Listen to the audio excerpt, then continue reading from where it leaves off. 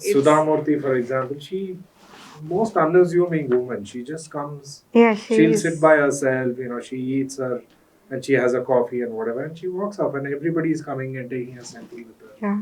It's no big deal, but there are other personalities who are on the other end of the spectrum. Yeah. We've carved our niche and we occupy our own spaces. I don't think it's even considered as competition. It is just that we coexist. So, if you had to describe your leadership style as a South Indian dish, what would it be? It has a mix of everything.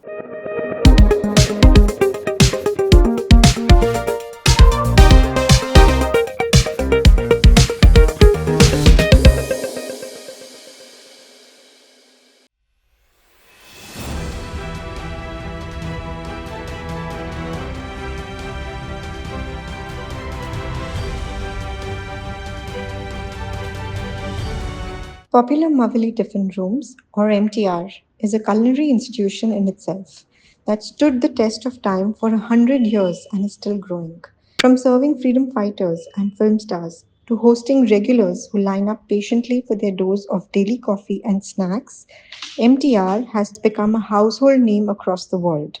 At the helm of it all are the third generation siblings, Hemamalini and Vikram Maiya, who've taken MTR's glorious legacy to greater heights. On the Expressions podcast with me, hear their story of how, as one of them describes, being good is one thing, but being consistently good is a different ballgame altogether. Let's get to it. Thank you for Thank you joining for us. having us.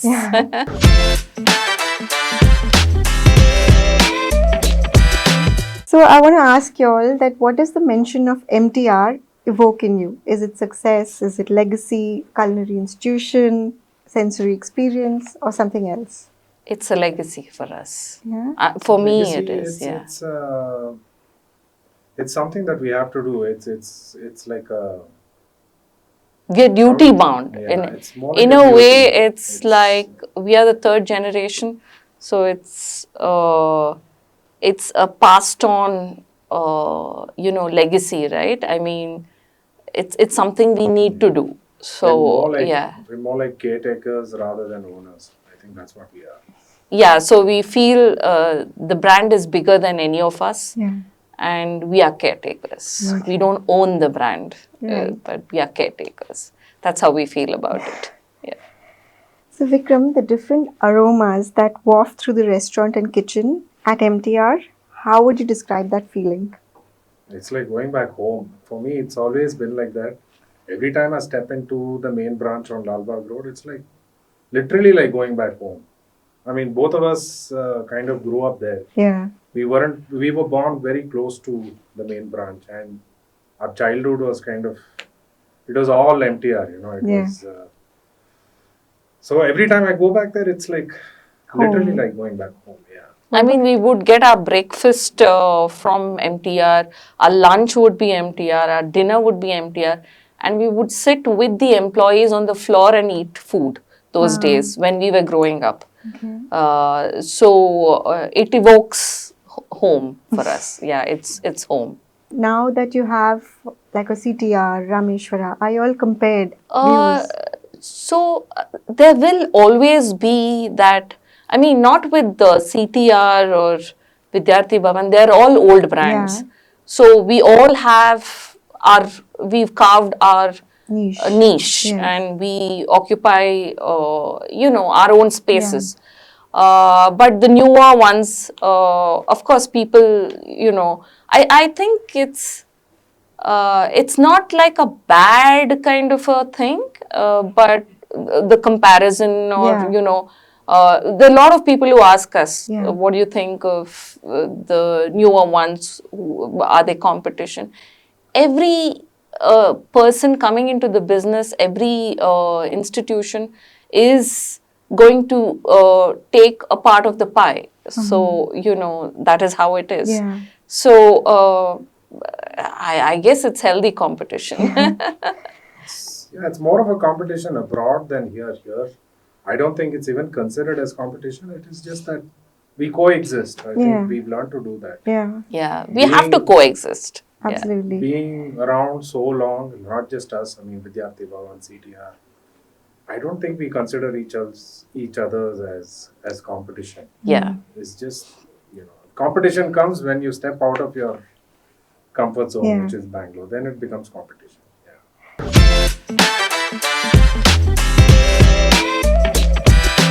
So the food business comes with a huge responsibility. What's your take on that? It's so when I stepped into the business, I stepped in first. I knew it was a big responsibility and I took it extremely seriously.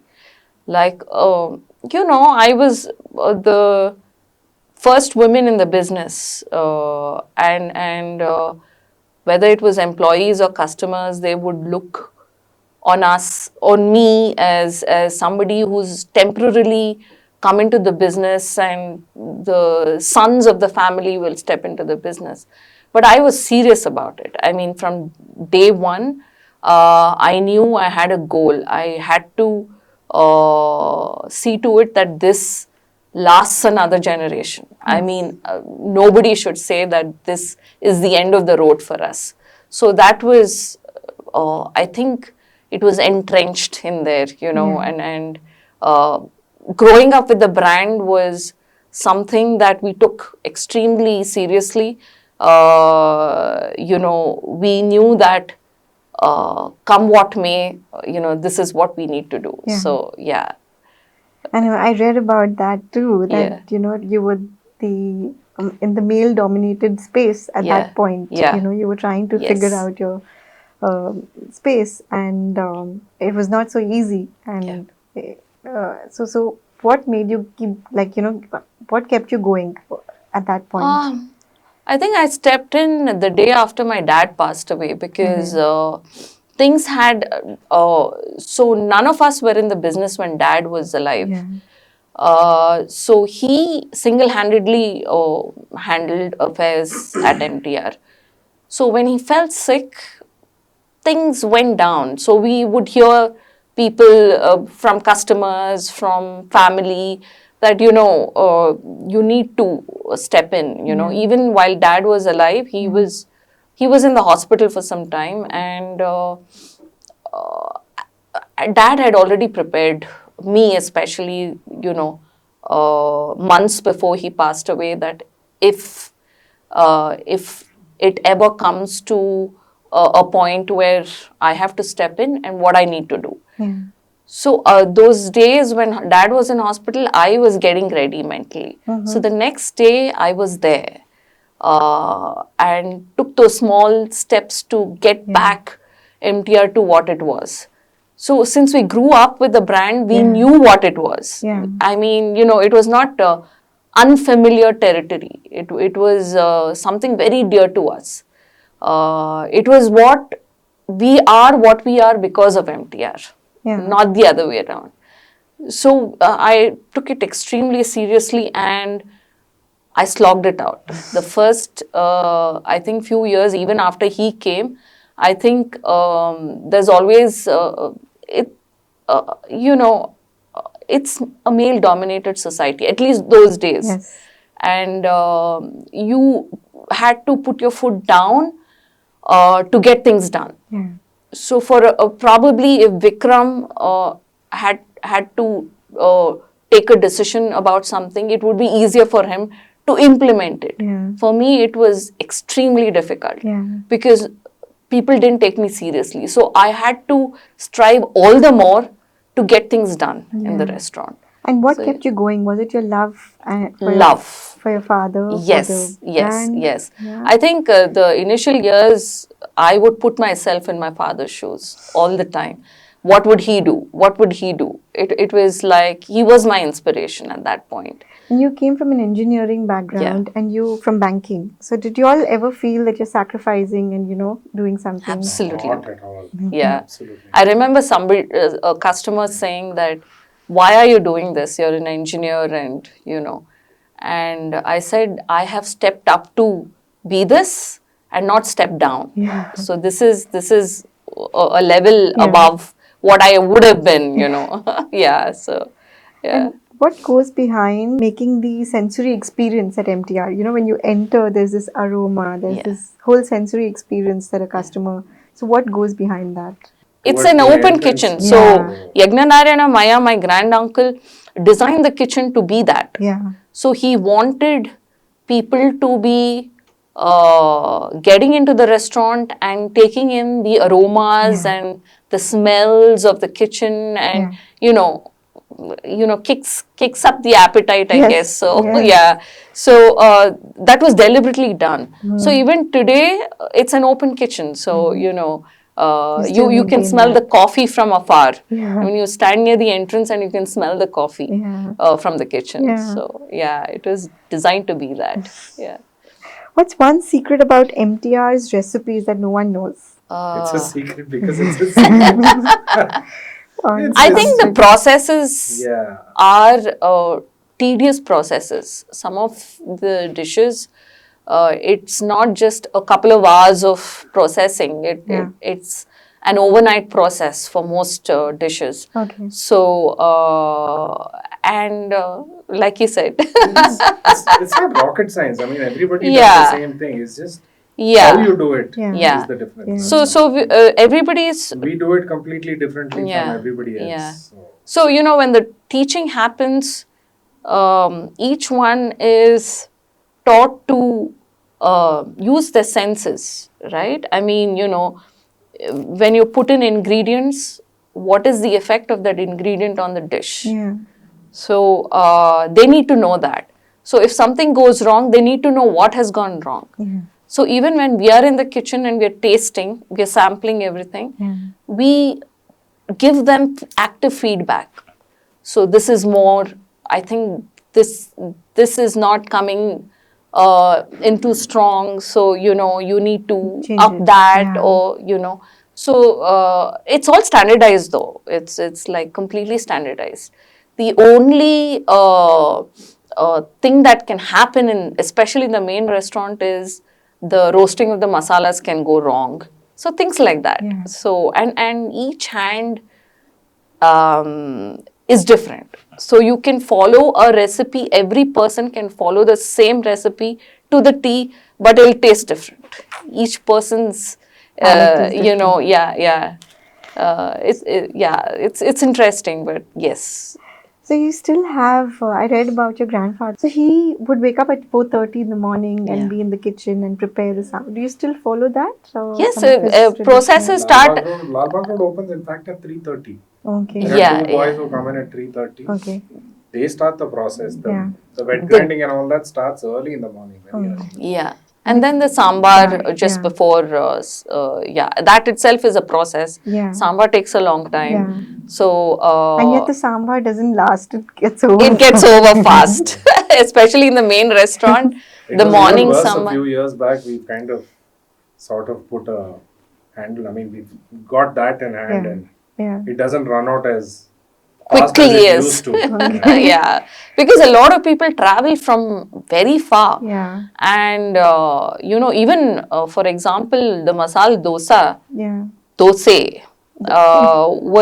would not be available after like 9:30, 10 a.m. in the morning, and evening didn't have masala dosa. It had kali dosa, it had that. But after we came in, I mean, people would say, hey, on a Sunday morning, you expect us to come at like 6 o'clock, 6 a.m. Why don't you do something about it? So what we did was we extended the timings of masala dosa. Masala dosa is available all through. Okay. Yeah, even in the evening now. Okay. So yeah, so we made all those. The tweaking has happened there. And the Yeah. head chef still comes from your village? In Lal Bagh Road, yes. Yes. I mean, Okay. most of them are from Yeah. our native. Native, yeah. So the newer boys, a lot of the newer cooks or boys who are in the kitchen now, the old hands are the main chefs, but there are a lot of them who have come from the Mandya region, the Nagmangala region. Okay. So they have, they would have come as cleaning staff maybe, and they have expressed an interest in cooking. And we've kind of given them that opportunity to do that. And some of them are excellent. I mean, so they don't need to So now belong it's to not Mangalore or our belt, you know, the just coastal have the belt passion. to cook.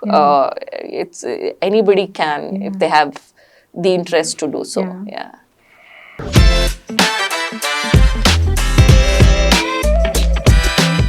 So, if MTR had to create a brand new dish today, what would it be and why? Tough question. I mean, we haven't thought about it that way. So we go with the flow. I mean, there are times like, for example, the puri dosa that we make today is because of a Singapore branch. Okay. So our franchisee said, "Hey, I want to." Puri dosa was the Tamil Nadu restaurants. It's a Tamil. The podi dosa, you know, dosa is very Tamilian. But our franchisee, because he was in Singapore, he said, "I want to have our version of pudi dosa." Podi dosa. So we said we'll make the pudi dosa, but the pudi will be unique to us. Okay. So we created the pudi for the. So it's I think one of the best pudis available, if I may say so. It started in Singapore. It started in Singapore. So the dish came to Bangalore from Singapore, literally. So even benne dosa started in Dubai. The ghee dosa is different. This is proper benne. We use butter. That started in Dubai and it was brought to Bangalore. So these things happen. We go with the flow. Like, you know, sometimes we feel something can be tried out, tested, our version of it. It's not like we want to copy anybody else, but our version of it. We go ahead and try it out. And if it tastes good, then let's have it on the menu. So we do that. Nice. And how do you decide on food portion sizes to minimize wastage? Portion sizes has remained the same, but we portion sizes go hand in hand with costing. Basically, so we've come to a point where both have to kind of match. You make it oversized, one is wastage, the other is you're not getting your returns. So you make the dosa, what we serve today, you make it any bigger, I don't think people will be able to have anything more after that. So we kind of keep it, and these have been standard from before the time we joined. I mean, it's been the same kind of measurements as to how much the potato stuffing goes in, how much ghee goes in. It's all remains the same. How much batter for each dosa. It can vary mildly, but you know, the dosa size, if you see, it's the same, you know, and you can't handle more than that. It becomes not enjoyable after a point. Like if there's too much food on the plate, it just kills your appetite at some point, you know, while you're eating it. So focused on one few items. So with large scale production, how do you still ensure the human touch for aroma and quality? Especially in your Lal Bagh. Lal Bagh is the largest, you would say? Everything from scratch. So all the masalas are made from scratch. The roasting, the grinding, everything is made fresh and from scratch. The other restaurants that we have, the masalas come from a centralized location. So we've got the masalas as close to the main restaurant as possible in terms of aromas. So it's a process. I mean, you know, people have to follow how much powder to put, how much what needs to be put in, and everything is measured, and you know, because we cannot find the instinctive cooks or that we would find those days, you know, decades ago. You had those passionate cooks coming out. And it's easier to be consistent also across the branches. When that's one of the reasons. So the aromas will be the same because our masalas are so fresh. So, you know, we don't keep it for days together. So it goes fresh from the centralized location to all our branches. And you won't find much of a difference. Of course, the main branch is the main branch, you know, everything is from scratch. So there's no comparison between the mothership and the other restaurants, but we've somehow, have managed to maintain consistency across the branches, mostly.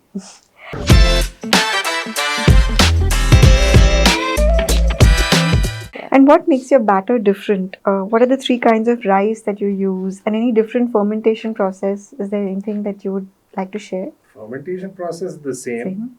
The rice is, we use a lot of red rice in our dosas, for example. I think that not a lot of other people use. I think if maybe 1 or 2. And that's healthier also, right? It's healthier. It's healthier as well. It's healthier.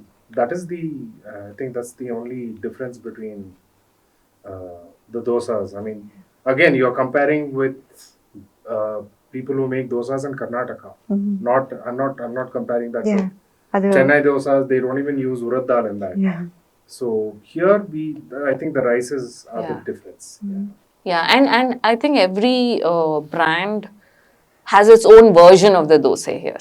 So, that is what makes Bangalore so interesting, because each place has its version of dosa. I agree. Yeah. So, can you share the story behind the Rava Idli invention during the World War II? I mean, we read about it, but it's so interesting that we want to hear it again. So there was famine, and I think World War II, a lot of rice was being exported, and the British government had stocked. I think the consumption of rice had reduced because there was no rice available. So my grandfather, and rice idli was one of the main items those days. So he had to find a way to keep it going. So he experimented with rava and cracked it. So it's like people will say, "What's the big deal?" But try making rava idli at home. You'll never get this kind of consistency. You won't understand. Rice idli is made with, you put water and you grind it and all of that. So this whole process is completely different. So, I mean, hats off to my granduncle who kind of thought of something like this, where there's no water involved, there's no grinding involved. It is just, you're using yogurt and semolina. So it is something that it's, when I sit down and sometimes, think about it, it blows your mind. So it is. It does. And it's the most delicious item. Yes. When most restaurants seal their kitchens for customer, MTR has the concept of walk-in kitchen. We spoke about it. So how does this help the consumer or your business? How does it help? I think the very concept of open kitchens those days, in the 1920s, 30s, 40s, was something very novel. So the idea behind it was, like I said, so that the person walking in gets the aroma of the ghee, the spices, the coffee, and then he wants to have that. So that was the end. And even today, if you stand near the kitchen, you will find customers coming down and peering into the kitchen and looking at something, standing for 5 minutes, watching processes, watching the cooks go about their business. And it still fascinates them that the systems in place, and also the cleanliness and hygiene. Yes. So when we opened the main branch was opened in 1959, 1960. I think my granduncle had just come back from Europe. He had done, it was like an eye opener for him how they steam clean things and all of that. So when he built this place, I think he had put in all these practices that he learned there. And he had made these booklets. I know. Why did you stop that booklets? I want to ask. Because people would probably have a good laugh at it and then not take it seriously. It's quite hilarious. Like it when you read it, you'll have a good laugh because you shouldn't. So you're telling people what to do.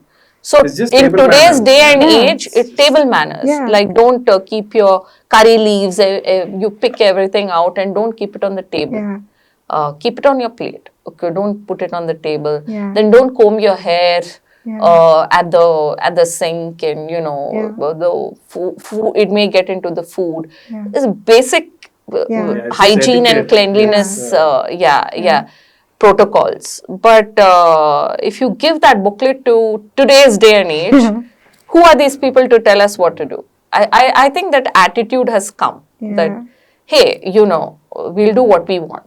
Yeah, Yeah, so the open kitchen was, it's I think, up to you to clean the hygiene was place. another thing. It's that- up to you to keep it clean, so it's not our business. So, I think that's there, I think, so I'm not it's not a blanket statement, but a lot of people today's day and age think that it's our business and not their business to keep the place clean, right? So, yeah. But I think with children, Yeah. and how the social media and the gadget use is increasing, parents are struggling to get Yeah. these kind of things into their heads. So it Yes. might be a very useful Yes, idea to have. maybe we'll bring it back. Our own version of it, Yeah. maybe. So do you think women are better kitchen managers? I most certainly think so. Yeah? Yeah. Why? To put it bluntly, they can multitask. And this is not a cliche. Men cannot multitask. I think they're better at kind of you put them on one particular thing and they can focus on that. Yeah. And they can do that. Yeah. Women can do multiple things at the same time. Yeah. I think it's a natural thing that they can manage better for sure. You think so? I was a kitchen manager for some years, multitasking. and now I don't really enter the kitchen and involve myself. Yeah. But the initial few years, I was in the kitchen all the time. If you had to find me anywhere in the whole restaurant, it would be the kitchen. So are you That's good where I cook would be. too? So the only time I've cooked is when my mom was sick and she wanted to taste something different, and she would ask me to do this. Can you do this? Can you do that? So I've experimented with a lot of things.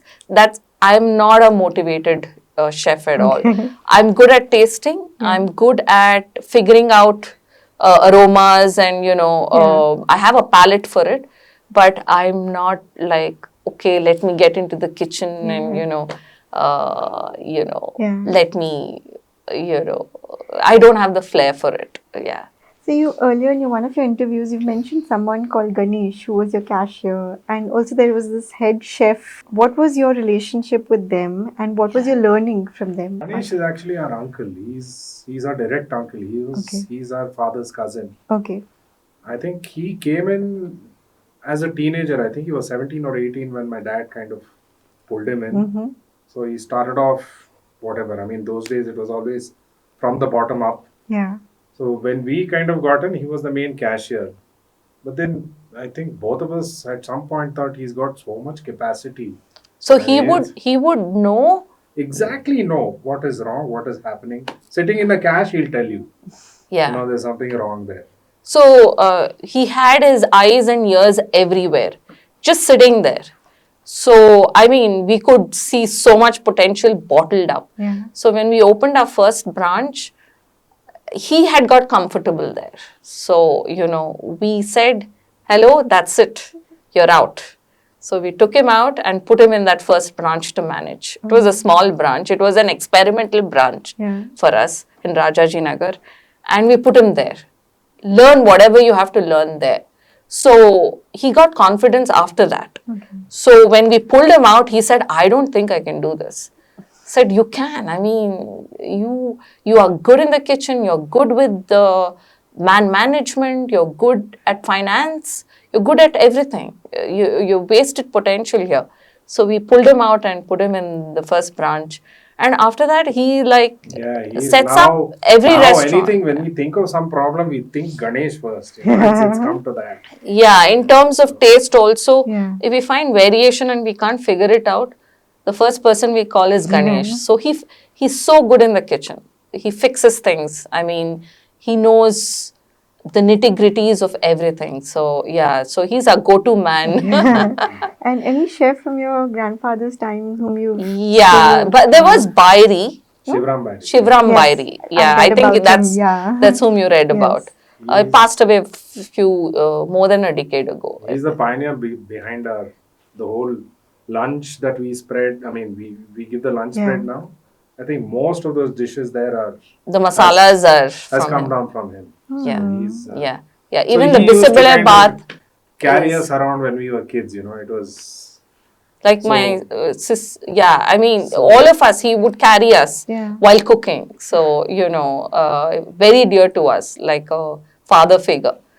So, yeah, I mean, yeah, he there were was. 2-3 of them those days. I mean, they kind of, whatever is there today is mostly Yeah. because of Gratitude. yeah.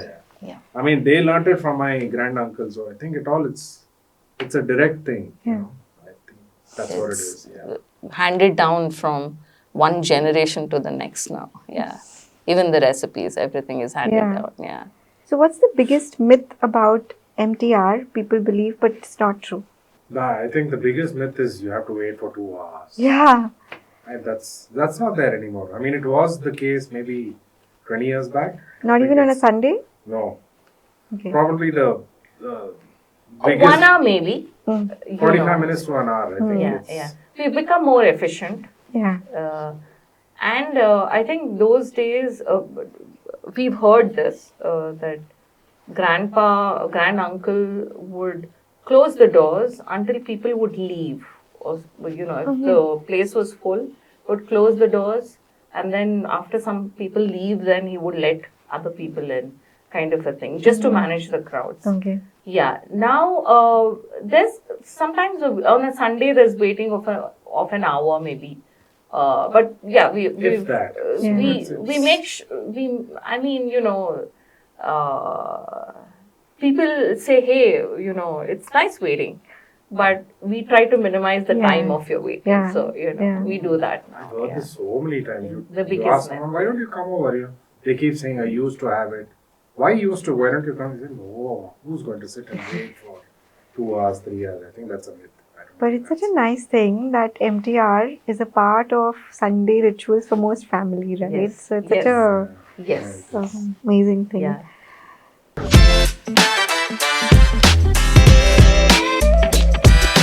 One thing from your traditional ways that you could let go of, what would that be?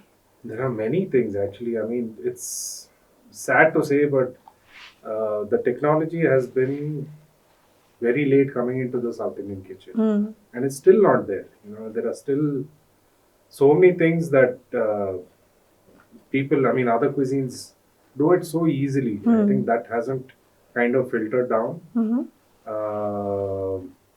That needs to. I think people, whoever they may be, I think they need to kind of Yeah. look at that. There are multiple things. I think it's a very labor intensive. Yeah. South Indian kitchens are very labor Yeah. intensive. So do I you think- see in future going digital, like with the QR code, like how I mean, in most it's already restaurants? there. It's already there. It's already there. We brought it all in. Yeah. But there's room for more. Yeah. More technology Yeah. in the business. So- I think we've tried doing, things where we can save time but it still doesn't come out the way we are doing it right now. Mhm. So, Yeah, like the yeah. method of cooking, Yeah. if you change it or making it less labor intensive, the taste changes. Mm. so it becomes, I think Yeah. You won't compromise on that. Yeah, so we're trying to find a balance between not changing the way something tastes Mhm. to making it easier for a person to make it. Yeah. So yeah, I think innovation has been very slow. yeah. I wouldn't say that, changing the making of it, but maybe the way people order, that could be less labor. That is, I mean, yeah, that is a much more simpler thing to do Yeah. than Yeah. than it's this. simpler. Yeah. Yeah. But I think people, especially in Bangalore, still like the waiter coming Yeah. and taking the Yeah. order, and Yeah. so rather than them having an iPad, Yeah. because we are an old brand, Yeah. Yeah. they expect that old style Yes. of. So we haven't really changed it, Mhm. though that would make things easier for us. Yeah. Yeah. So even abroad, where you have your Even I know abroad, some of the branches are with iPads. yeah. Yeah. And they have a different way of doing it. I think Singapore has it. They've gone to a point where when you enter the restaurant, you order at the cash counter. By the time you sit down, your food is on the table. Oh. They've gone that far. Yeah. So Yeah, the style of functioning itself is Itself is different. different. Yeah. But you maintain the same quality of food everywhere in your branches, like the Yes. same we taste. try to, yeah. We try to. I mean, things can go wrong. It's Yeah. human beings at the end of the day. And then there are certain things like some people don't like it that oily. Yeah. And I think Yeah. Singapore uses little less ghee Yeah. compared to how much we use here. So those kind of things are a little tweaked, but Yeah. in terms of taste and aroma and everything, There's ghee in the dosa. Everything else is all standardized. yeah, it's all standardized. So, Sometimes, or we heed to requests for less ghee Yeah. dosa, Yeah. and we we do all that now. Yeah. Yeah. Before it was like no reducing ghee, nothing. I Yeah. mean, the dosa will not taste the same. Yeah. So there was no compromise on the taste. Yeah. So, but now people say, hey, less ghee. Yeah. So we kind of You anyway give them ghee a dosa separately also, we right? we Yeah. also give them a katori of that's ghee. an extra thing. You can, it's heavenly. So if you could invite 3 people for a traditional MTR breakfast, who would they be? Tough one. Trump? Trump? No. Why not? Yeah, sure, why not? Why not our US branch? Maybe Sundar Pichai. Yeah, Elon Musk. I mean, there are many. I mean, we would love to have all kinds of people, right? I mean, yeah, it's very difficult to choose, Yeah. like you said. Yeah. But it'll be interesting to have these people, Yeah. certain, people who are like, who, I mean, who have no perspective on what we are all about, Yeah. to come and then get a perspective on Yeah. what we are all about. Yeah. So that's an interesting thing to do. Yeah, I can't pick. Yeah, like somebody new coming. For example, in Malaysia, you have a lot of the local Chinese and Malays coming into Yeah. the restaurant Yeah. in groups and Yeah. having the food and enjoying it.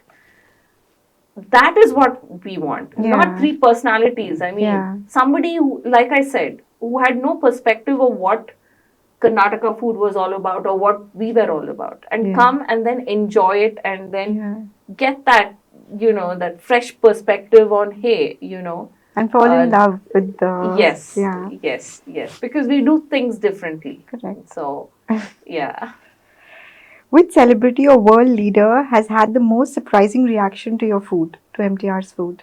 I know that you've had the Karnataka CM come in, the Yeah, actor yeah. Rajkumar come in. So is there anyone?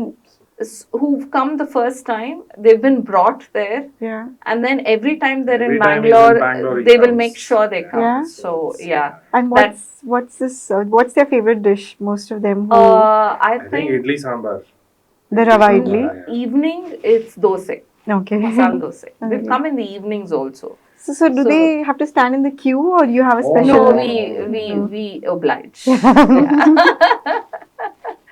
We do oblige Yeah. because sometimes they have security and Yeah. all that. So Yeah. we do oblige. Yeah.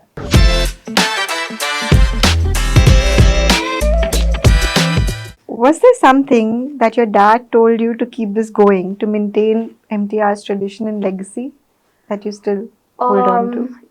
So I think I was the person he talked to at the end. I mean, the few months before he passed away, there was a day in the hospital and he was getting some medication, and we were sitting in the hospital room, and he just suddenly started. He said, "I don't know how long I'll live, but do your best. I mean, strive to give it your all, or to see to it that things are the same. That your integrity is very, very important. Your values are very, very important along with the food. Mm-hmm. So it was a long teaching. I mean, we saw dad was one of a kind in terms of his generosity, and so he gave everything to everybody. So he said, have your values in place. Your integrity is extremely important in running a business. Do not take shortcuts, and do the best you can, you know. And he didn't have enough time to teach us anything. I think we've learned a lot more after he passed about how he ran the restaurant and about Yeah. what sort of a man he was then when he was alive. At least personally, Through the people, through the people, whom through people talking about him, through the employees talking about I mean, him. even today, there's somebody who will come and tell you something and they'll take you aback. Like, they'll show you a small note that dad had written them or something like that. And you're like, really? You know, so, you know, he would make notes or write something, and, you know, his letters or something, you know, we would get to see that once in a while, and be surprised by it. Yeah. So there were a lot of facets to him that we didn't know, that we got to know once we got into the restaurant business. He was a father first. Now he's a father, yes, but also he was the person who ran the restaurant before us. So it's a learning every day. Is just something new. So, how does a sibling dynamic work? I know that each one of you, and you have silent partners, you have you have Priyadarshini and you have Arvind. So, how does it work? Do you all have fights? Do you all have disagreements? Or how do you? We don't fight. Okay. Disagreements few and Yeah. far in between, but Do you have your roles specified So, to yeah, particular- to a certain extent, yeah. I've kind of got away from certain things. My younger brother has stepped into many things. All international, all international business dealings, everything Vikram takes care of. He's the person, potential franchisee gets in touch with, and Okay. you know, gets through the process of becoming a franchisee. Mhm. So I oversee everything. I mean, I go to restaurants, I sample, and if there's a decision to be taken where they would look upon me to take that decision, and I would, you know, take a decision. But we've delegated mostly. Not like, they're not hard lines, but like he can go into operations at any point of time and So say it does overlap, you know. It's everything overlaps, Yeah. but broadly we are broadly like we have like yeah. Arvind kind of takes care of labor and you HR is all his department. Yeah. We don't even we don't even get into that. Yeah. So only when there's some decision that needs to be taken, and then all four of us are consulted, Yeah. and then we kind of yeah. come to a decision. So we have made sure we don't get into fights. Mhm. There's no fighting, and it's a give and take. Like sometimes I feel something, like I feel something has to be done about something, Yeah. and these two may have different opinions. My two brothers, Yeah. my sister has just got into the business, and I will give way. I mean, I will say, hey, you know, I think maybe your opinion is better than mine, so let's do that and see where it goes. Same thing goes with everybody Yeah, else. So there's egos. openness, We so- don't have egos at all. Zero egos, and I'm so thankful for that. Yeah. Yeah, and egos will spoil any business. Yeah, So when I said caretakers in the beginning, I think this kind of it boils down to this. When you are caretakers, so you know what you're trying to take care of. So ego has no place to play its part there. So the institution is bigger than personalities. Absolutely. So, And you've yeah. also been a caretaker for your brother, right? You've Yeah. managed to, you've been looking after him since he was a child because of your father Yeah. also. So you've kind of developed a few parenting skills. Would you like to talk about that? I used to be attending his parent-teacher meetings because he's 13 years younger than me. So dad would say, hey, I think you should go. So, and I would go and sit in front of the teachers. So I say, hey, I may not have kids, but I have some parenting skills. Yeah. So, I mean, yeah, I'm not a typical parent, but I think he's learned a lot from me, or just watching me. I think that's what he would say. That rather than Were you sitting strict with down him, and or were you never, no? never. So you were this good, cool friend. Yes, always, Yeah. always. That really works. So yeah, always. So that's what I've tried to be. Yeah. That he has anything on his mind, he can come and tell me. Yeah. With both my brothers, actually. He's closer in age to me, but I've been that open kind of a person where you can tell me anything and I would absorb it. So whether there's something negative you have to say about me, then too I would take it. Because the way criticism is very important for your growth, right? Yeah. So it's if my brothers and sister want to give me a piece of advice, then I would take it and weigh it, and but I will not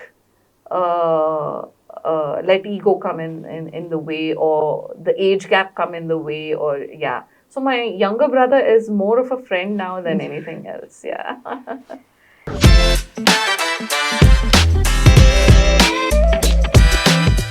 And when you started off, your induction to the business was from grassroots, like from handling the cash to managing the kitchen, staff, customers. So has that helped you, understand the business better? As in, has that, how, in what ways? And if you would like to share. So initially, I think there was a lot of resistance to me being everywhere. I used to sit in the cash also. Yeah. Sitting in the cash gives you a bird's eye view of everything. Yeah.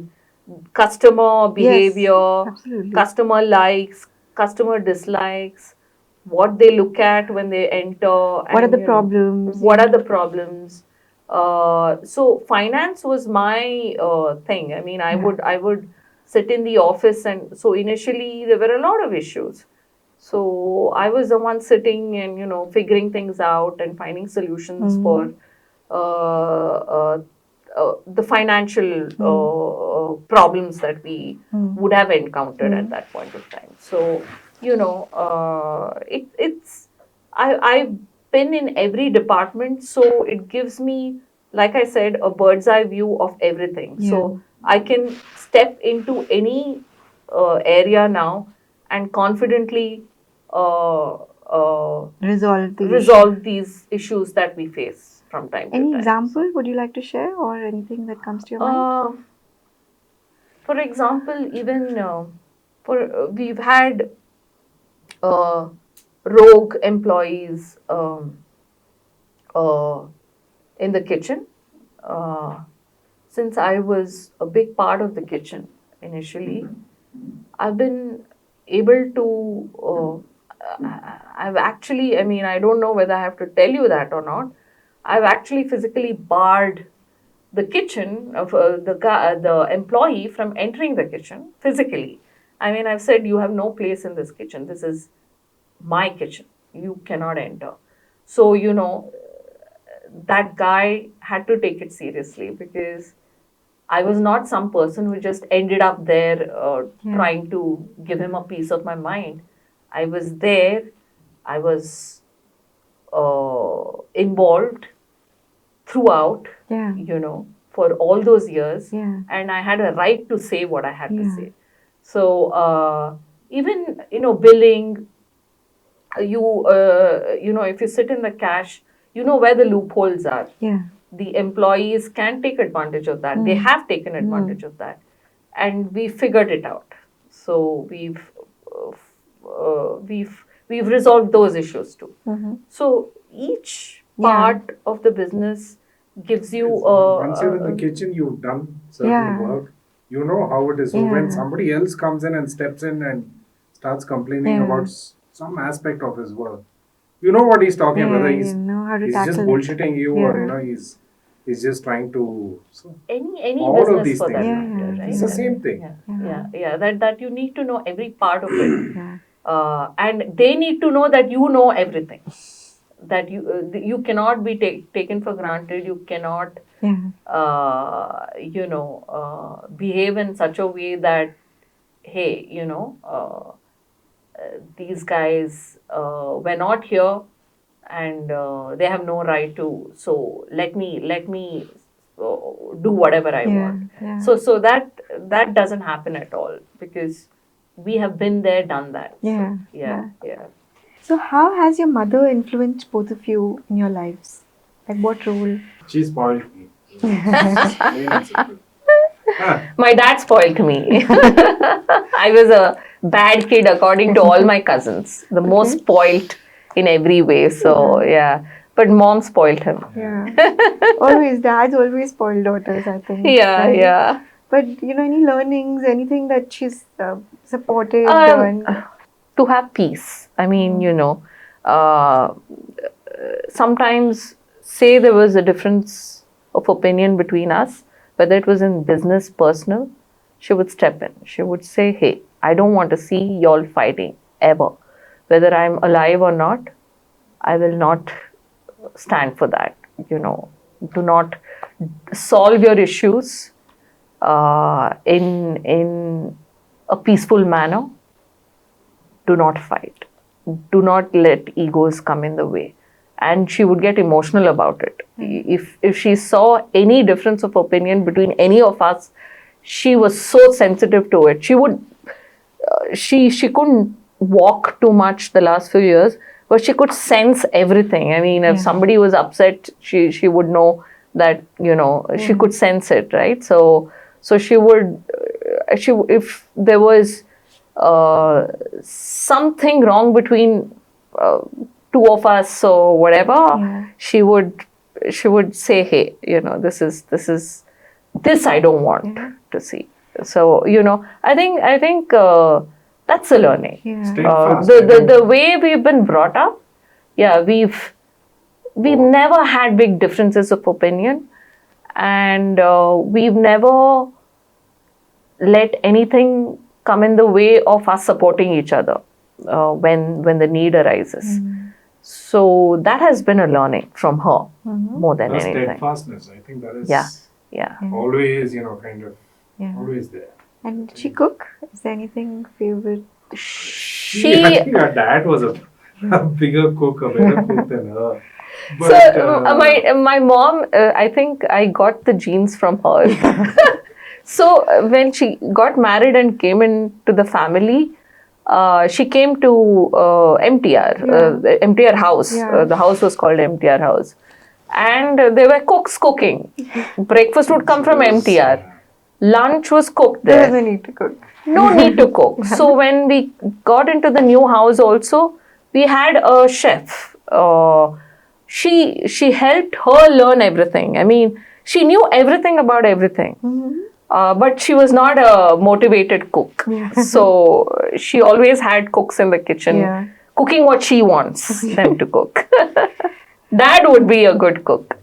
So he would, on his days off, he would get into the kitchen, send the cook out, and he would make amazing food. And which one of you is more hands-on with the day-to-day running of the MTR? Is it Arvind, you, or? We all are. I mean, all of us are. Like, we choose restaurants, we go there, we sample food. So, all of us do that on a daily basis. And what's family time for you all? Do you go for vacation? Do you? I travel a lot with him anyway. Okay. We haven't done a family vacation. So that has been a complaint of my sister-in-law that we haven't done a...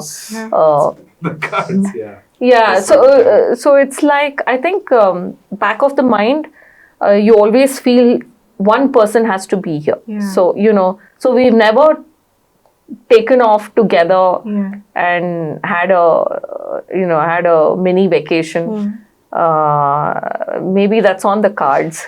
Sometime it should happen. But we travel a lot together. We visit all our international branches every few months to check on quality. So we travel together quite a bit. For me, it's just once you get back home, it's just, it's sit and talk, and if it's the weekends, then do movies. Is there any other Yeah. favorite restaurant in Bangalore that you go to? Any He's a restaurant person. different cuisine that you like besides? Everything. Yeah, we try.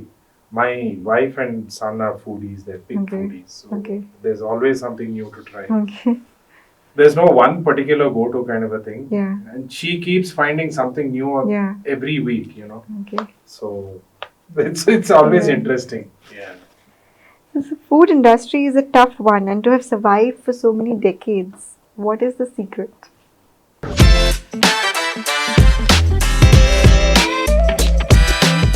I don't know. Just be true to yourself. I think don't try. And the consistency Yeah, that especially you when you're 100 consistency. years old. I Yeah. think it's more important that you remain true to yourself, Uh-huh. remain true to what was the original thing, and try not to kind of, especially in the food business, Mhm. try not to do something funny. Yeah. You know, No shortcuts. There are no shortcuts. Mhm. You can people take a keep asking shortcut. us, you know, why don't you you- do North Indian? Why don't you do this? Why Yeah. don't you? We are not that. I mean, Yeah. people I mean- don't equate MTR with naan and roti and whatever. Yeah. There are a lot of South Indian brands that are multi-cuisine, Yeah. you know. Yeah. So I mean, people sometimes ask, say, hey, you know that's not us. Yeah. So we've never done that all these decades. We're not going to do it now. That's not going to happen. So why don't you have a different vertical that gives a different cuisine? No, that's not us again. So true to ourselves You don't know. and no shortcuts. Integrity in business is most important. Otherwise, it'll collapse at some point. It'll give way. So that's very important. Yeah. And who do you see your competition as, and how do you stay ahead of We don't at all look at the competition. competition? We look at ourselves. It's So not competition, you know. I think competition is much too strong a word. And there is no race to kind of be ahead, or you know, there's no such thing. At least in our minds, there's no such thing as race to be, you know, the leader in whatever. We just do. We just Yeah. want our customers who come in that day, they need to have good food. Yeah. Period. and be happy about it. That's So all. that's the only focus for us. That we don't focus outside and see what others are doing. Yeah. And you know, probably it's a learning. We look outside but it's like he said, it's very healthy. We do not like to badmouth anybody or try to be better than somebody, or you know, Just we be do our yourself. thing. Yeah. We do what we have been doing all these years, and I think that's kept us going. Yeah. Spices, processed food, and an array of other products. Who's the brain behind this? That was my father and uncle. Yeah, so that was during the emergency. Yeah. That is what happened. Yeah. So to survive, the foods business started. And you kept growing it, right? Yeah, Even it kept now. growing, and then in Our uncle took it to another Yeah. level. I think he's the in '94, Yeah. and then 2007 it changed hands. It's a Norwegian company now. My uncle exited from the business, but who started was my dad, and my uncle then came in after my dad, and both of them grew the business. You're going to start MTR in Norway soon? Never know. Trees. Why not? Why not? That's my response to a lot of people coming and asking, why don't you open here? I say, why not? Yeah. Yeah, we are game. We are game. Always game.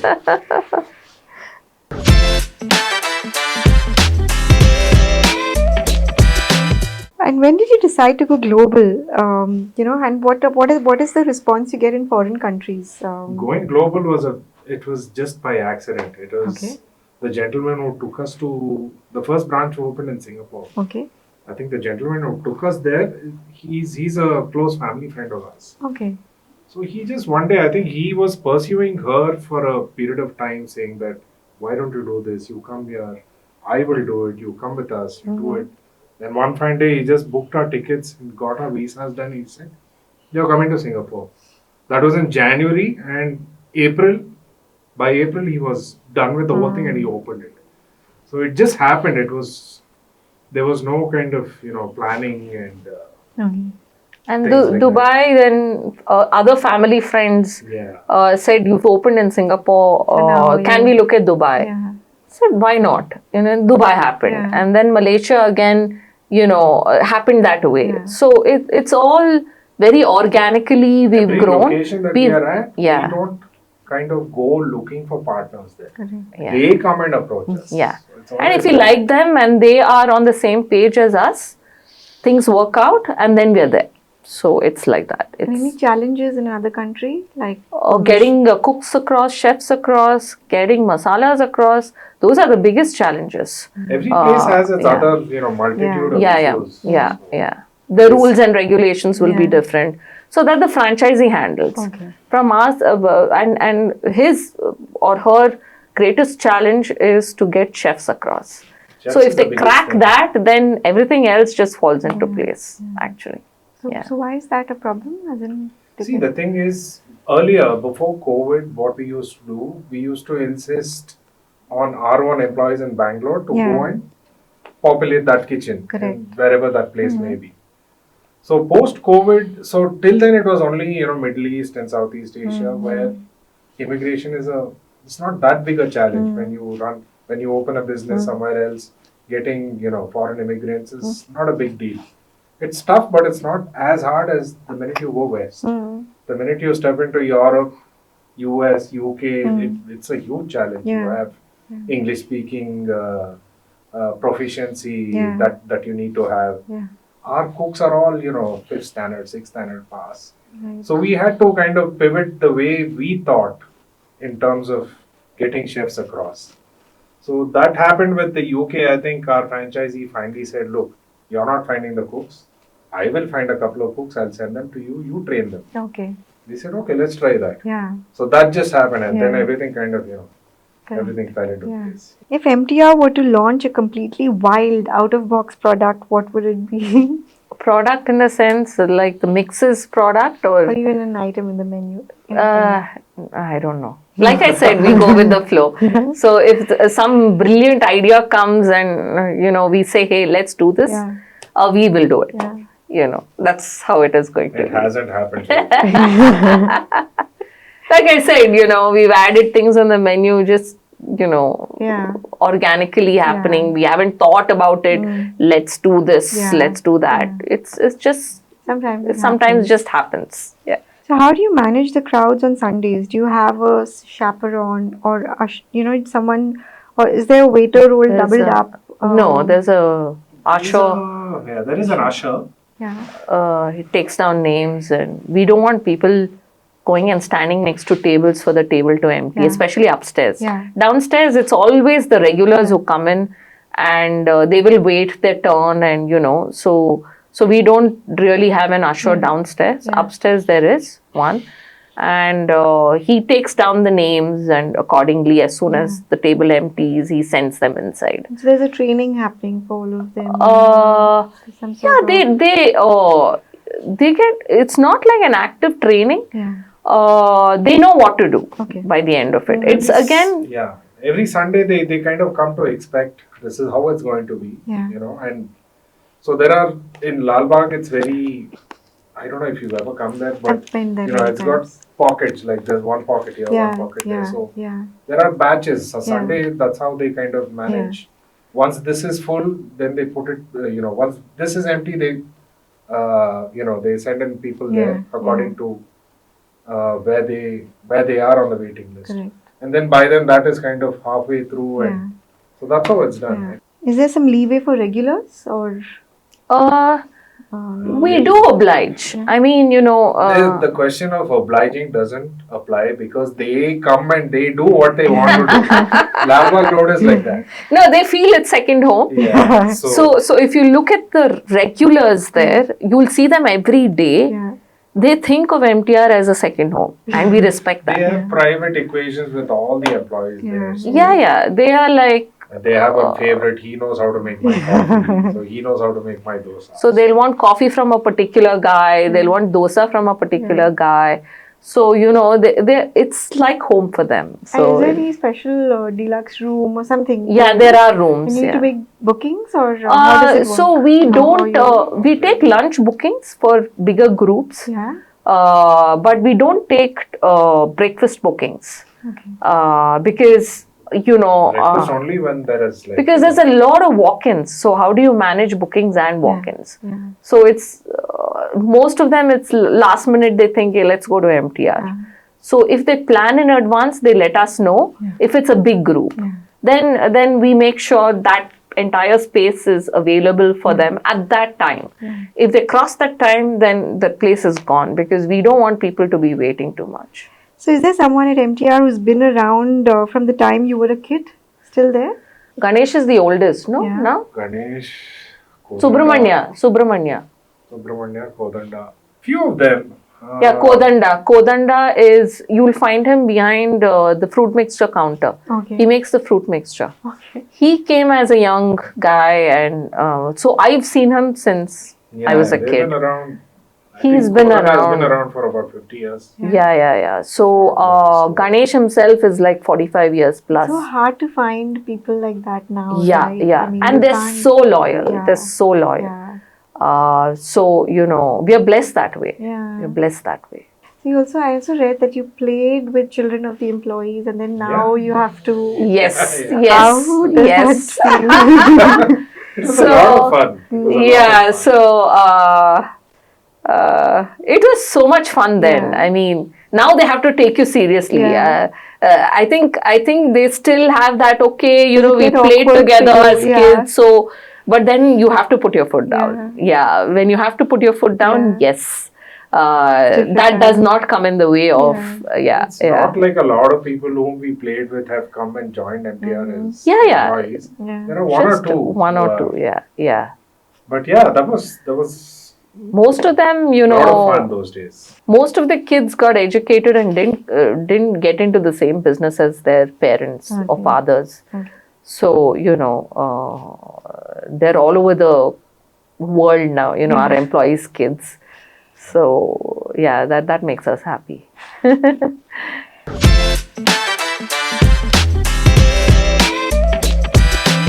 Vikram, for you, any internal survey that you've conducted to know what customers value most in MTR product? Is it quality, taste, or convenience, or any other aspect? We haven't done any survey as such, but we do kind of follow up on Google reviews. I think Arvind does that. Okay. And he does when he sees something. And there's mail access. They Yeah. can send us a mail. Okay.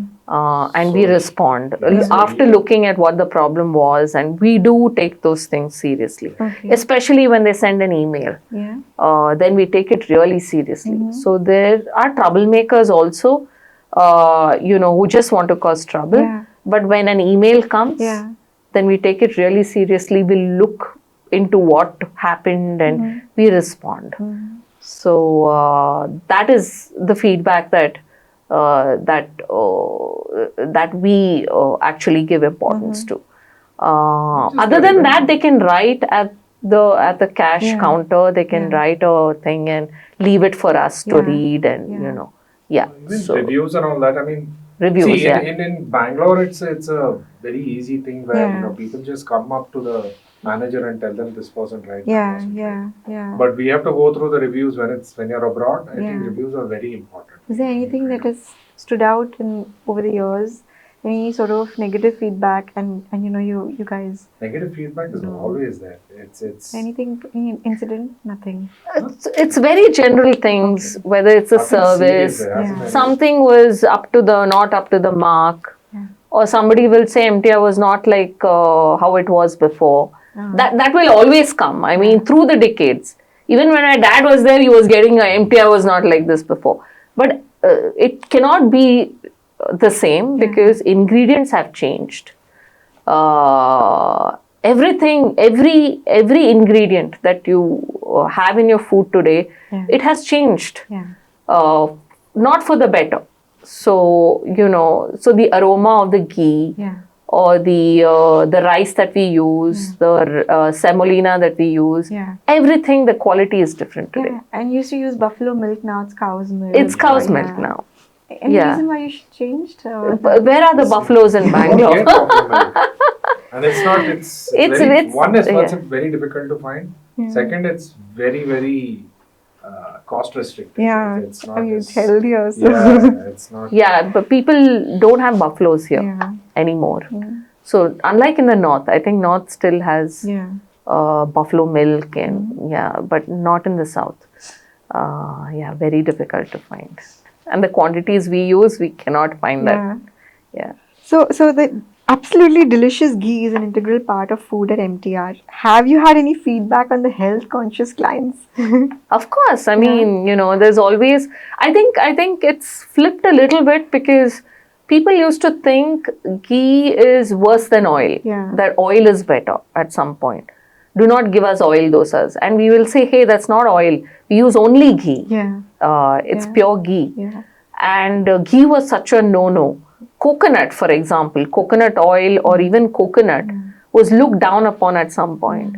Then the Americans said, hey, ghee is good. Yeah. Coconut oil is good. Yeah. Coconut is good. Those Cold press. misconceptions Yeah. are kind of, So everything has kind of flipped. Changing. But we use the quantity of ghee that's required to make that dish tasty, not beyond that.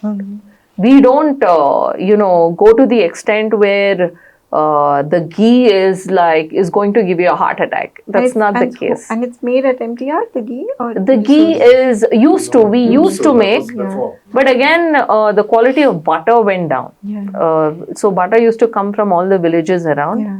And we used to make the ghee, but the quality of the butter itself went down. So we decided to source ghee from some other vendors. So we have fixed vendors now for our ghee. Okay. Yeah. If you had to describe yourself in 3 words, what would they be? Oh my God. Somebody else should describe me. Vikram, would you like to take I that? don't think I can't. This is one question that it's. What do Describe you her. think I am? She is strong. She is single-minded, and I would say she's a go-getter. Yeah, he comes across that way. Yeah. What about him? Very honest. Lot of integrity in him. Can be single-minded.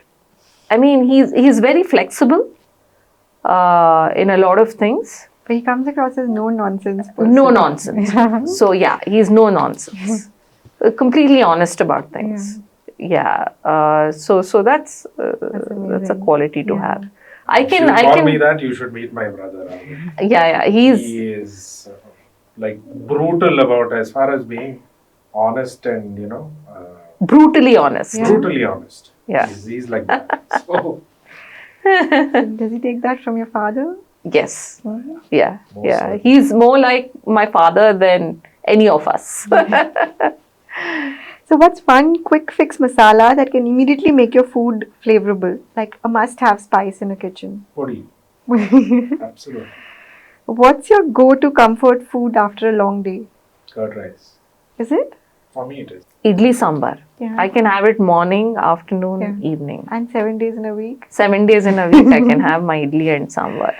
If you had to pack a tiffin for a long journey, what would it be? MTR masala dosa. So there's a Dosa for a long.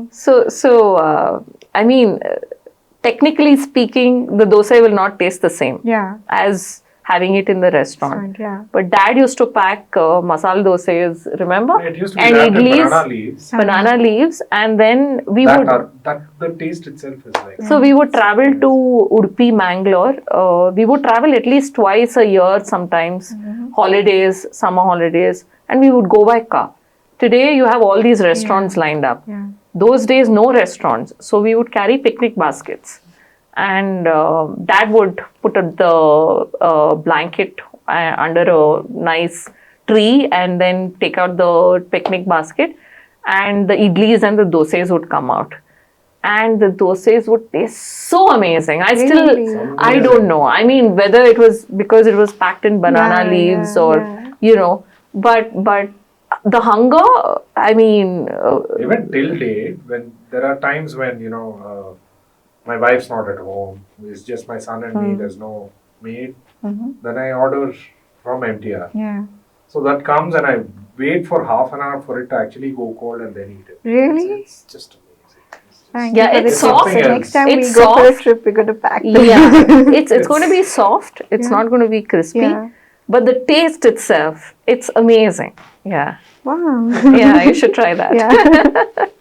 Any favorite restaurants beside MTR in Bangalore? Like Or- I said, he's a restaurant person. Yeah. I mean, I No, don't I mean, really it's, go out. He says his wife and his son. yeah. No, he goes along with them. So There's so many. I mean, you'll have to start thinking of dishes. If I'm not eating idli in MTR, where else would I go to eat idli? I would go to probably Brahmins. I would probably go to. There's this small joint called the Bangalore Cafe.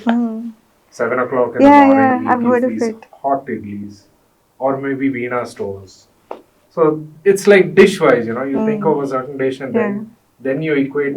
Then you think of which restaurant there. I'm so glad you're open about trying your own Oh, yeah, stuff. yeah, and, I'm very- yeah, they Yeah. do quite a bit. Yeah. I don't. Very, very. But they, especially his wife, will go to, if she hears about, hey, there's like the fluffiest idlis in this place, she'll go there and try it. So, you've had she'll, Murgan? of course, No yeah. qualms, So no qualms. Why not? So you've had the Murgan idli in Chennai? Yeah. It just Yeah. melts in your Yeah, mouth. yeah. So yeah, I don't start comparing with Yeah, ours is better, that Yeah, is better. yeah. That is good. So if this it's is good. Chinese, they'll probably head to the particular dish, that restaurant. Yeah. We should get it from there. That. So yeah. So if you had to describe your leadership style as a South Indian dish, which one would it be and why? As a South Indian dish, Yeah. Bisibile baat. It's a mixture of a lot of things. I agree. Bismillah baat. Yeah. Because With aroma, spice, you name it, it's got everything in it. it has a mix of everything. I mean, yeah, there's nothing lacking in that. Yeah. So, spicy as hell and buttery and everything in between. And what's your mantra to bust stress? In your kind of business, there is Yeah. stress daily. Lot of right? stress, yeah. So what is your mantra? I would like to do this a lot, but for me, the best stress buster till date has been scuba diving. I think that's. Wow. If you talk about breathing, if you talk about yoga, I think you're literally doing yoga. You're just, you're concentrating on your breathing when you're Yeah. underwater. So I think, So you're a certified scuba? yeah. Oh, wow. So nothing has busted stress like that. Okay. So I think other than maybe a workout, I think it's as good. Yeah. But that is, you can't do that day to day. I think it's not like a weekend thing. Yeah. You're landlocked and Yeah. all of that. Yeah. But yeah, if that's been the I travel once in a while. I have friends I travel with. Mm-hmm. I went to Antarctica and came back in December. That's So interesting. yeah, so I do interesting travel. Do you miss I MTR walk out. food when you travel? So after a few days, if it's like a long Yeah. trip of 2 weeks or whatever, Yeah. When you get I back home. start missing. Yeah. After a Yeah. week, like we were in the US when the restaurant was being set up for some time, I mean for more than a month. And I think we were eating out, our franchisee was taking us out every other day to eat out. After a point, both of us, the kitchen Yeah. started, the kitchen, all the equipment, everything was set up and the kitchen started doing trials. We were eating only that. Like no dinner Yeah. needed, no lunch needed. We'll eat this, we'll fill our stomachs with this. So it's, you'll start missing the food. Yeah. Yeah.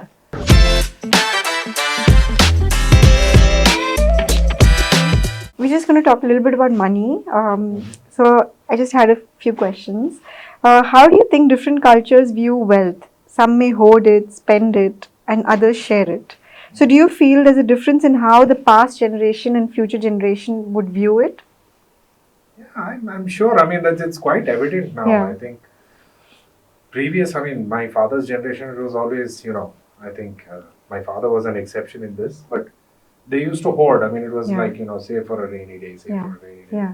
And now Make today's gold, generation, buy it's, diamonds. it's the other end of the spectrum. Yeah. Why save? I mean, you're living. I don't know what's going to happen to me tomorrow. Yeah. So it's. I think this is the Yeah. common thing across the world. It's not just here. I think people view money completely differently, as opposed to, I think earlier it was, I need my kids to kind of have a good life. Yeah. things like that. Yeah. Now it is, I need to live this certain lifestyle, so I'm going to make sure I'll earn that much. So it's like that, it's a vast difference. Yeah. Yeah, Do you agree? we don't need to buy properties and, Yeah. have FDs. I'll put it in the market now and, investments Yeah. and, spend money. Yeah. So live a good life. Yeah, I think that's. So, what's your take on early retirement versus enjoying the present? Should we work harder and retire early, or live a more balanced life and work together? I would say balanced. Yeah. I think it's working hard. There's no success gyan. I mean, it's not like a sure shot thing. Okay, you work hard and then you get success. That is as much as luck as the hard work that you've actually put in. So I think I would say a more balanced kind of a thing where Yeah. Yeah. I know it's boring to stay It's, at yeah, home. And it's- Yeah, You yeah. never I know. mean, it's sometimes nice to think of retirement. yeah. Like I can do whatever I want. I can travel whenever I want. It's sometimes that tempting thing. I want to retire, Yeah. but like you said, it's no fun. Yeah. So the balance is better. Where So, the people who say, I want to retire early, they come to the decision only when they worked hard and actually succeeded Yeah. and they've made it big. Yeah. Then they think, okay, maybe it's time to retire. I've had Yeah. enough. What if they hadn't gained that success? Then what? Yeah. It's it's you never know. So I would still say, a balanced kind of a thing. Yeah. I mean, not that it's not that I'm saying that you don't have to work hard. You work hard, but then have like a good balance in life. I think that's What's one thing you would like your kids to remember about the MTR legacy? And how are you going to ensure that they carry this flag forward? I don't know whether the next generation will carry the flag, Okay. but I think my son is quite aware of the legacy. I mean, he's at an age where he's actually, he's heard every different kind of thing about MTR. Okay. He's seen me talk about it. He's seen his Aunt. aunts and uncle talk about it. He's seen his mother talk about it. His grandparents talk about it. So I think he's at a point where he knows what MTR is and what 100 years actually means for a restaurant. Yeah. So he's at that age where he can understand that. Yeah. Whether he'll carry the torch forward, I don't know. there's no pressure on him. I mean, I haven't. None of us have actually told him. Yeah. There's always my younger brother to hold the torch until Pavan, my nephew, decides what to do about it, whether to carry the torch or to leave it behind. So, we haven't really thought about it so much. Yeah. For 100 years, congratulations. And it's Thank you so you so much. big. I know. Phew. Juggling the business and family, how's that done? It's not easy. No? It's hard. I mean, I'm the one who's married, so it's tough. But you do it because you don't have any choice. Yeah. So you do it. Yeah. What's the best piece of advice you've ever received? So, we have an advisor and he gives pieces of advice all the time and we take it very seriously. He's from I your think father's- he was our He was our auditor. auditor. Okay. At some point. And then, he's now our advisor, mentor. His wife is our auditor now and he mentors us and, he's like a father figure. Okay. And we have looked to him for everything, whether it was family affairs or business affairs, we have looked towards him for advice. Okay. So, and he is I mean, he's led us on to this point. Okay. So, you know, we give him a lot of credit. I mean, greatest piece of advice which he's given, and he actually follows this as well, is just patience. So hard. Have patience. yeah, I agree. So so sometimes we have all these ideas bubbling up, right? And we'll say, what do you think of this? And he will say, hey, you need to be patient. There's a time for everything. Yeah. So, you know, be patient. And do not hurry into anything. It's Yeah. not just for business, it's for Yeah. anything and everything in life. Yeah. Wait for the right time to Yeah. take that decision. So you don't have to take it today. Yeah. So there's no urgency. Yeah. So yeah. Any vivid memories of someone famous or a patron who stands out at MTR? Dr. Rajkumar for Dr. Rajkumar. Do you want to share anything? Experience? Is your me. He actually, you know, in the Brahmins, they have the thread ceremony. Yes. So my dad and him had an equation, and they were, I think at some level, they were quite close. Yeah. So when I had the thread ceremony, Dr. Rajkumar was invited for that. And after the ceremony, you have to do the first japam, you know, the first set of mantras that you have to do. Yeah. So Dr. Rajkumar actually sat with me and he did it with me. Mm-hmm. So that's so there's a photo of that also that will next never to sitting I think that's, next to him. That's the biggest. Yeah. Dad was a big fan, so we would see every movie of his. Okay. So that was one of the reasons we were also fans, because he would take us first day first show to all the Rajkumar movies, Dr. Rajkumar's movies. So, you know, so every time he came to MTR, we would be there. Yeah. You know, we would run. I mean, we stayed just one road, you know, away, and we After would. a point, it became so bad. We have a small entrance at the back as well. Yeah. Yeah. So when he was coming, it was always from the back. Yeah, He used to come from the back, and I think he's. I mean, childhood memories. His memories are enduring memories. And special. And special. And who's the most frequent celebrity visitor? And is there his or her favorite dish at MTR? Anything? Who's that?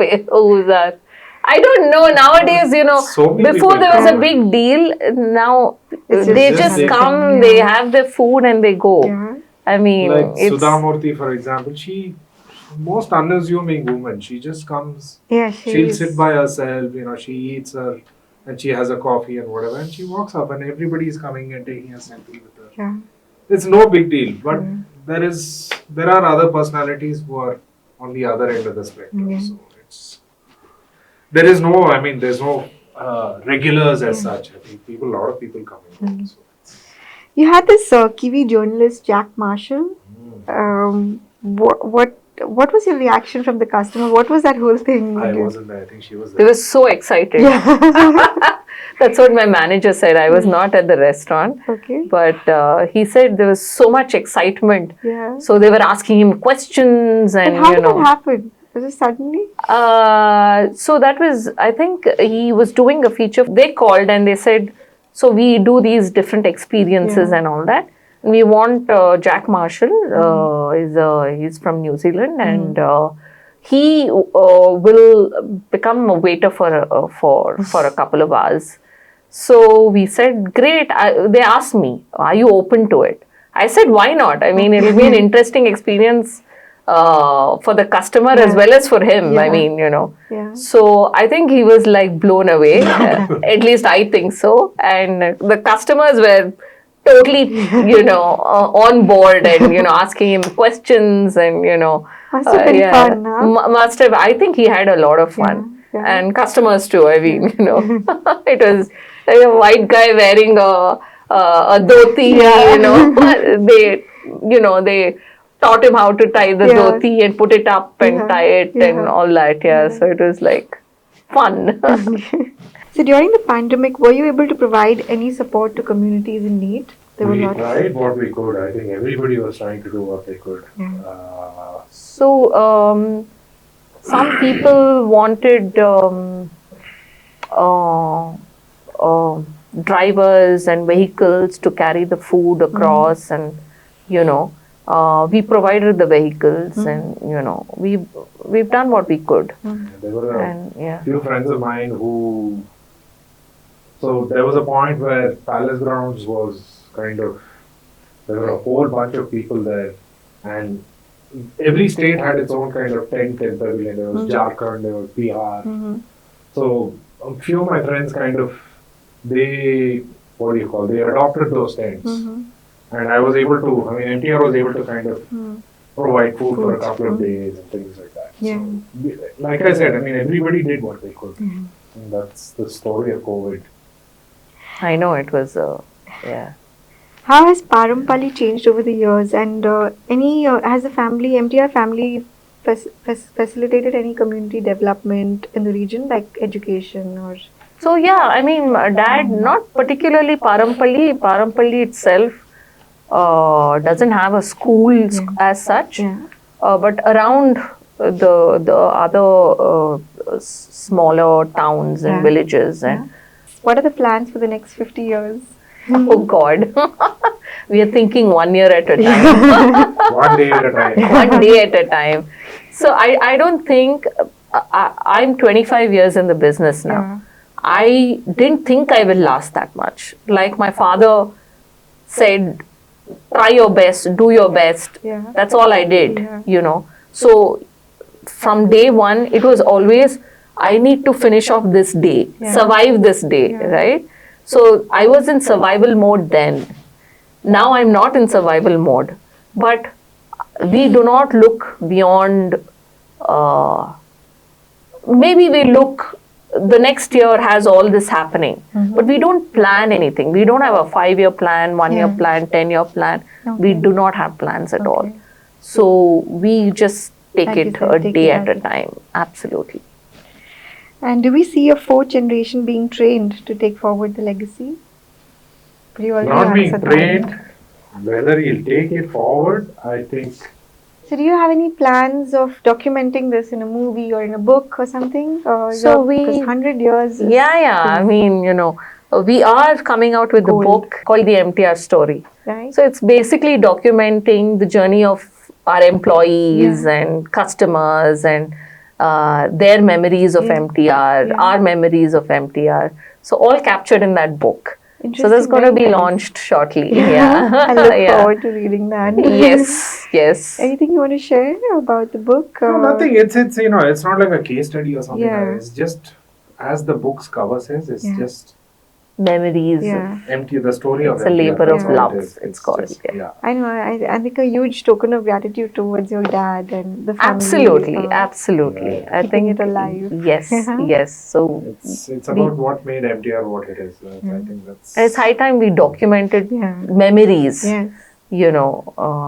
Especially memories. That's all that's left at the moment. Because so that's every what day we that goes by, documented. you're losing. There are these oldies who are, we managed to interview a lot of them who are in their 80s, 90s. You don't know whether once that person is not there, you've lost that part of. And we've already lost a lot of lot of people. our older employees have passed on. Thank you so much. Thank you. Thank so you. much.